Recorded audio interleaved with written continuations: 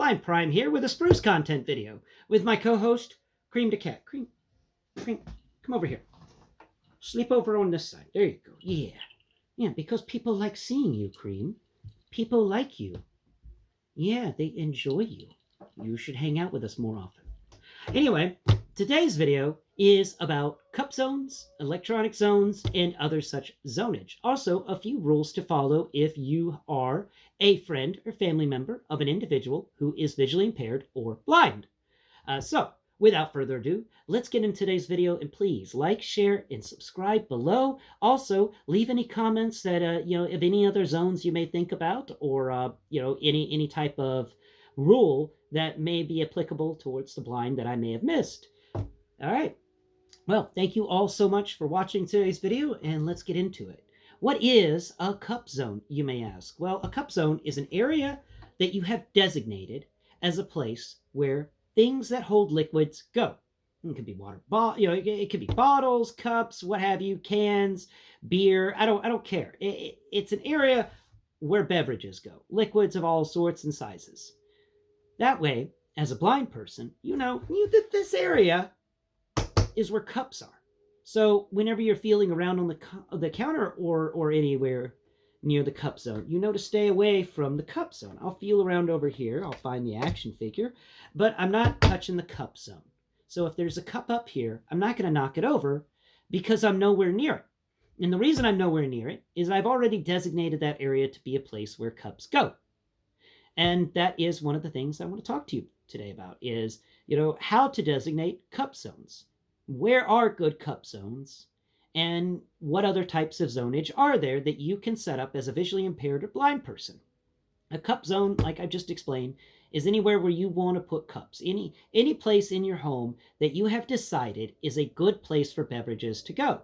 Whether it be the corner of a table that you have designated as a cup area, make sure that that corner of the table is not also the corner of the table your giant orange cat likes to sleep on, because your giant orange cat will remove the cup from that cup zone. So you can't put, that is no good. That is no bueno cup zone, because that is also a cat zone. Cat zones and cup zones cannot intermingle. Only in specific circumstances can you have a cat zone and a cup zone intermingle. And those being an example, like I have a coffee table in my living room. The coffee table has a lower layer and a top layer. There are two shelves on this coffee table. I use the top layer as an electronics/paperwork zone. This means it's a zone filled with things that liquids would damage. That ensures that there are no liquids in an electronic zone. Liquids are not allowed in electronic zones. There are zonage that just do never coincide. Never allow a liquid zone and electronic zone to coincide. And the only times electronics should be anywhere near liquids as a blind person is if that electronic is slightly water resistant. Because trust me, you're going to spill beverages. You never know when it's going to happen, but you will spill it. Okay? And sometimes you spill it on your Bluetooth keyboard because you weren't paying attention and you weren't following the rules. You got to follow your own rules when you make them. So when you make the rules about the cup zones, always follow them. For instance, that second shelf on the coffee table, the top shelf devoted to electronics, electronic and paperwork zone, bottom shelf devoted to beverages and food. So that way, if I spill my cup, I got some soda on my slice of pizza. Oh well, that sucks for me. My pizza slice now tastes different or is absolutely destroyed depending on how bad the damage is. But you appreciate your pizza getting destroyed more than you'll appreciate your PlayStation 5 controller getting destroyed by a soda, or your PlayStation 4 controller, or the remote to your TV, or your level 28 4th edition character sheet. You don't want those things destroyed because you kind of need those things. You kind of like those things. So, and those are things that beverages can't easily destroy. And those are cup zones. I have multiple cup zones in my house, definitely more than 10. I have the top of the dryer is a cup zone. Well, actually, not the top of the dryer. One quadrant of the dryer, the bottom right-hand corner of the dryer is a cup zone. If you're looking at it top down, at the top of it. The very center of the washer's door on the top of the washer machine is a cup zone. The wet bar that I have next to my fridge is not only a cup zone, but it's also a beverage dispersal zone. If you're going to be refilling a cup, then you put your cup in that zone, the liquid bar, the beverage bar, and you pour your drink there. That's that for me, it's the area of the bar between the oven and the fridge. That way we can bring out our gallon of sweet tea and put it on the counter. We can bring out a soda bottle and put it on the counter, or we can set the beer on the counter before popping the tab. It's just a nice place, a wet bar. It's a nice place to put drinks or refill beverages. That way, if anything happens at the wet bar, it's really not going to affect anything. No way is that liquid getting anywhere close to the electronics of the oven, and no way is that liquid going to damage the fridge. And the toaster oven I have on that counter is a full, I'd say, 10 millimeters off the countertop, so nothing's going to affect that either.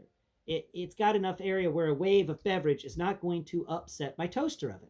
And I like it like that. Many times I've spilt a beverage on the wet bar, and many times have I had to clean it up, and not a single time have I worried about that liquid damaging something, because that liquid hasn't damaged anything. There's nothing there for it to damage.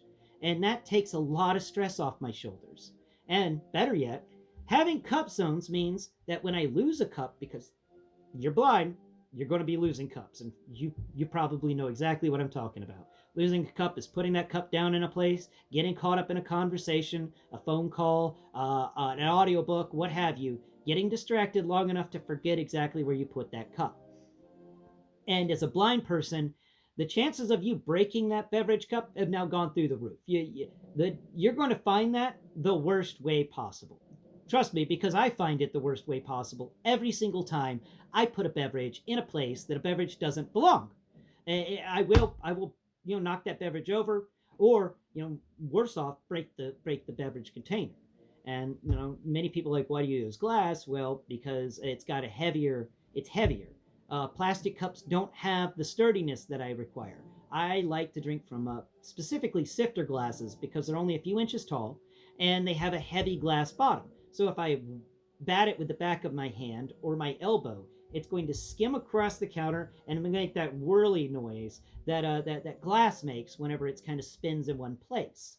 Now, sometimes I knock it off the counter and that sucks because I broke a glass, but that is very, very rare because I usually put them in the cup zones, and I know to be careful around the cup zone. I know to cautiously feel around the cup zone until my hand finds what I'm looking for. If it's a cup zone, I move very slow. If it's not a cup zone, I move very fast and grab the thing, because I don't have to worry about knocking over a cup between me and the transformer. That's very important. You got to be careful about those things. Now, you can have other zones. I mentioned electronic zone. For instance, I have an electronic zone next to my bed, my bedside table. That entire area is deemed an electronic zone. That is where I recharge my earbuds and recharge my cell phone, and recharge my work phone. It's where a lot of that happens, and my wireless charger's there constantly plugged in, and I'm worried about damaging my wireless charger. So no beverages ever go near my bedside table. The only thing I allow near the bedside table is a closed water bottle on the floor. The closed water bottle never sits on the bedside table. It's always on the floor next to my bed. That way, if something bad were to happen, it springs a leak or something like that, all I have to worry about is cleaning a puddle up off my floor. I don't have to worry about buying a new wireless phone charger. I don't have to worry about any of that or damaging anything on my bedside table. Nothing. So I can put nice things there that I don't worry about getting damaged. So those are examples of zones. There are many types of zones. You got like your shampoo zone in your tub. You've got your dental cleaning zone on your sink counter or wherever you put your dental cleaning zone. But your dental cleaning zone being the place where your dental floss and your toothpaste and your toothbrush and whatever dental accoutrements that you may have. That's where they go. And many zones exist, and you can invent zones all day long. You can just declare something. It's the transformer zone. If I put if I'm looking for a transformer, I'm going to look for all the transformer zones, and I do that because I constantly am losing transformers. So I have shelves devoted to transformers and shelves devoted to other things. Because if I'm looking for a transformer and I can't find them, chances are they're on one of the shelves devoted to transformers. They're not laying around somewhere else in the house, because nowhere else in the house other than the transformer zones are for transformers. And if I put a transformer there, it's only temporary, and I'm going to remove it. And before I finish about zones, I want to mention one very, very, very important zone that you may want to consider using in your home, even if you are not a sightless person. If you have full sight, you may still want to use this zone. Heck, you may want to take into account all these zones, because they do even help the sighted. But the most important zone, in my opinion, is the clutter zone, because clutter will always appear no matter what. As you grow up, you're just going to gather clutter. Whether it be old receipts or just random stuff from your pockets, or for instance, I've got a clutter zone over here. So let's see what's in my clutter zone. All right, we got a box for a transformer. We have a this little video game cabinet for 1/12 scale. We got a 1/12 scale mini fridge in my clutter zone. Let's see, we've got a half-finished Lego project in my clutter zone. We've got that over here. We've got what is this? We got something that I need to do a video about in my clutter zone. Just go over here. We've got this action figure shipwreck that I'm using to talk about with the mini fridge, or the 1/12 scale refrigerator, whenever I get around to it. What else we got? We got this thing that holds all the blast effects for my transformers. Set that right there. And, I can just continue from the clutter zone. But that's why I have a clutter zone. That way, clutter doesn't occur.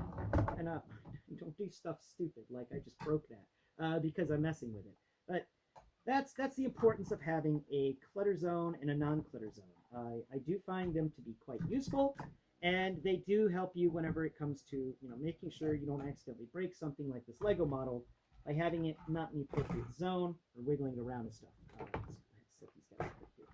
Now, finally, I want to talk about the rules. Now, there are some rules when it comes to being a visually impaired person, and these are rules that your friends and family also need to follow. I really need to do a video on this. Whatever. That box can stay on the floor. I don't care. What are these rules? Well, there's three main rules. Rule number, maybe three rules. Okay, so first off, the biggest rule is if you move furniture in a blind person's household, or the blind person's living with you, the visually impaired person's living with you, furniture needs to get moved for whatever reason. Get the visually impaired person to help. As a visually impaired person, you should always be assisting in the moving of furniture around in the place you live, because you're going to be living there and you're going to be stumping your toe on whatever it is. So it's best if you move it yourself with assistance, because sometimes couches are just way too heavy to move on your own unless you're a bodybuilder. But even then, I don't advise a blind person go moving around a 200-pound couch by themselves by picking it up, because Lord knows what you're going to break. Don't do that. Assist with the moving of the furniture. That way, when you do stump your toe on it, because you will before you remember the new way the room works, you have no one to blame but yourself. And that's always a nice thing, to just not have anything to blame but yourself. And as a sighted person, if you're wondering, how does it work for the blind when it comes to getting around in a new room and stuff like that, watch a video on how a Roomba figures out a room, and there you go. We basically do the same thing. We bump into a lot of things until we figure the room out and what we can and can't bump into, and then we live our lives. After a while, the Roomba learns the room, and it never bumps into another thing. It's really good about keeping that map together, and that's the same for us visually impaired people. The other thing is, as a sighted person, or a family member or friend of a blind person, or even a guest of a blind person, don't put cups in non-cup zones, because the blind person's going to have to follow the rule of the cup zones, and you will as well, because I'll inevitably knock that beer over if it's not in a place where it's supposed to be. I mean, it would have been bad if I had knocked my friend's Red Bull over while I had it on my rug. Like, it's not supposed to be on the rug. It's supposed to be on one of the cup zones. And the biggest rule, a really important one, just to keep me from getting injured, and any sightless person out there from getting injured, if they have a door open in their home, Like if I have a door open in my house, don't shut that door without telling me verbally that the door has been shut, because I won't know that door is shut and I'll slam into it. I've nearly broken my nose multiple times slamming into it. More often than not, though, I scrape the top of my foot because my door is far enough off the ground where my foot can slide under it, and it just scrapes the top of the skin layer off. It hurts. Something fierce. I'd actually rather stump my toe than have that happen because it's just bad. The stump toe goes away after a bit, but when you put socks onto that scraped up foot, it hurts worse. It's just not fun. And it sucks when people do that because I will hit that door and it will rattle. And I am glad I live in a place with sturdy doors and not like in a trailer with really flimsy doors, because I bet I'd walk through those doors. I try to keep my strength under control, but I can't help myself sometimes, especially whenever I think a door is open and I'm moving at regular stride. I have walked through a glass door before because I didn't realize there was a door there. And that's another thing. Just a byproduct rule, a bonus rule, if you will. If you have a glass door in your life and there's a blind person or visually impaired person in your life, put a sticker on that door. Put something on that door, like one of those window clings, or a suction cup with a bell or something like that. Just some sort of visual thing that tells the person who's not quite blind and he can see enough to see a door, an open door in front of them. If you have something hanging there, they see that thing hanging and then they realize, oh, the door's shut. Like putting a wreath on the glass door really helps out a lot, because as a blind person, before I lost my vision completely, I could see the wreath and go, oh, that's not an open doorway. That's a closed glass door. I see the wreath right there. It helped. So many times it helped. I was so happy with my friends and family that put wreaths on solid glass doors. Now, many of my friends and family got rid of all their glass doors after I walked through the first one. But, not everybody is lucky enough to walk through a glass door and not get scars from it. I had an easier time of it because I didn't walk completely through the door. I just broke the glass and stopped. But some people can't stop that quick and they hurt themselves. And so, a lot of my family members switched their doors out for better, for doors, the nice storm doors that have the cool part that you can pull down to allow wind to flow through your home. Those are things I love, door-wise, when it comes to glass doors, because they have like a little metal bar that runs through the center of the door, and I could totally see that metal bar and realize, that's a door. I should be careful around that door. Yeah, those are just some zonage and rules to help you through the day. I hope this video has helped somebody out.